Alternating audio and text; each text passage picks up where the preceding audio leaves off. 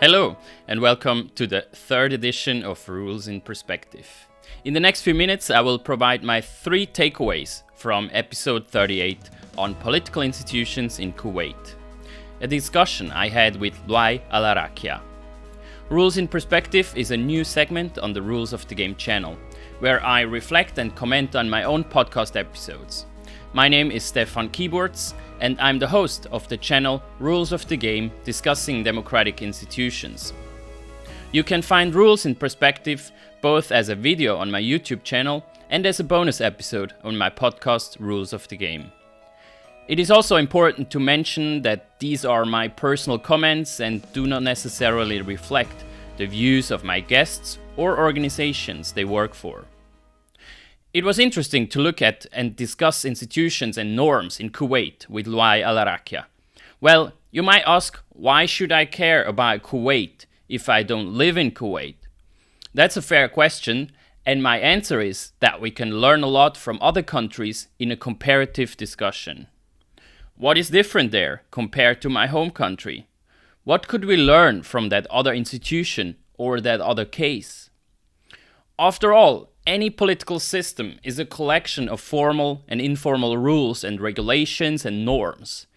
And I think the discussion with Luai has brought exactly that to light. Whether you call a country a democracy or an authoritarian regime doesn't really matter. In the end, what matters are the rules that are used to govern a country and how much direct and indirect political power the people really have. One question that you can ask in any developing political system is what rules would give the citizens more control and more political power? What institution would make a political system more democratic, more balanced, and more fair?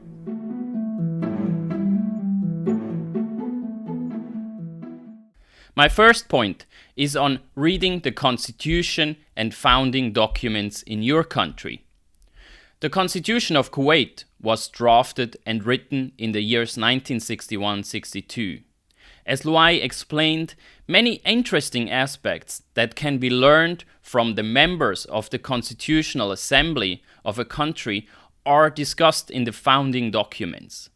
The founding fathers, as we often call the people who draft the Constitution, and I wish we had more founding mothers, have lots to say about the governance, the division of power, and democracy, about the principles that a country is founded on, or rather the principles that the framers or the Constitutional Assembly wanted the country to be founded on.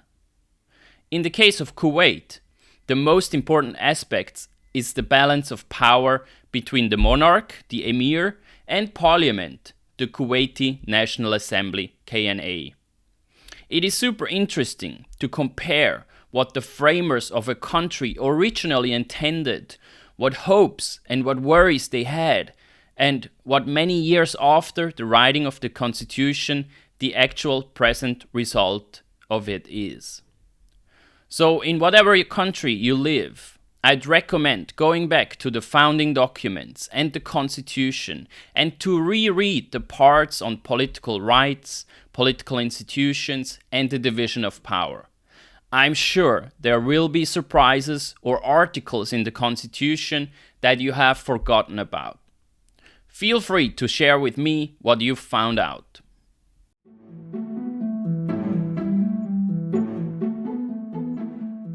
Point 2 is on the question of who can initiate interpellations and motions of no confidence.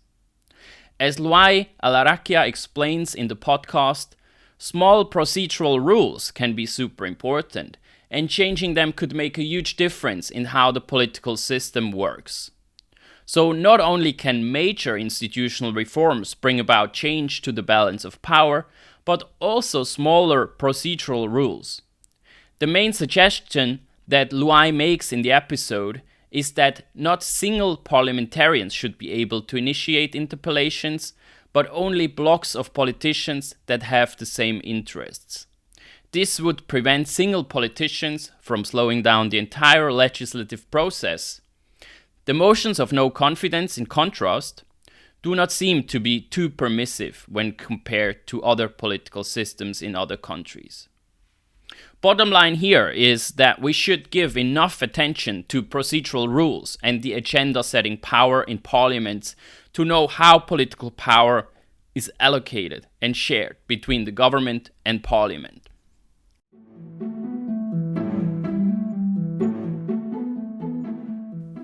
My third point is on the important role of political parties. Kuwait is special in the sense that political parties are neither forbidden nor specifically regulated in the constitution. Luai's opinion is that Kuwait should move forward to make political parties a more clearly defined part of the legislative process. Strengthening political parties would make political actions more stable and predictable.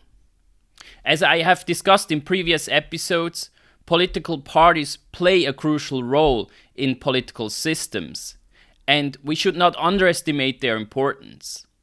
And I'm not surprised that Luai is convinced that strengthening the parties in Kuwait would also improve the political process and the balance of power between the emir and major political factions. If you're interested in a useful overview of the roles of political parties, I can recommend the paper Moderated Parliamentarism, written by Khaitan, that I discussed in episode 29 of the Rules of the Game podcast. In short, parties have important roles as intermediaries between citizens and politicians, and they also reduce the costs in the political process. I'll link to the article and the episode in the description below. This was the third edition of Rules in Perspective. Thanks for taking the time. I hope you enjoyed it. Feel free to send feedback to rulesofthegame.ddi@gmail.com. Please also listen to related episodes on the relationship between the government and parliament. I can highly recommend the episodes on presidentialism and parliamentarism and semi-parliamentarism. With Tiago Santos, I discuss parliamentarism versus presidentialism in episode 11. We discuss what the important differences between the two systems are and the advantages and disadvantages of both systems, and about his opinion on whether the electoral law, for instance, proportional representation, matters for the well-functioning of the government system. In episode 16, I discuss Steffen Ganghof's book Beyond Presidentialism and Parliamentarism, Democratic Design and the Separation of Powers, in which he studies and examines semi-parliamentarism at length. And as already mentioned, with Khaitan, I discuss his paper Moderated Parliamentarism in episode 29, a concept of a system of government that he describes in great detail in a paper titled Balancing Accountability and Effectiveness, a Case for Moderated Parliamentarism.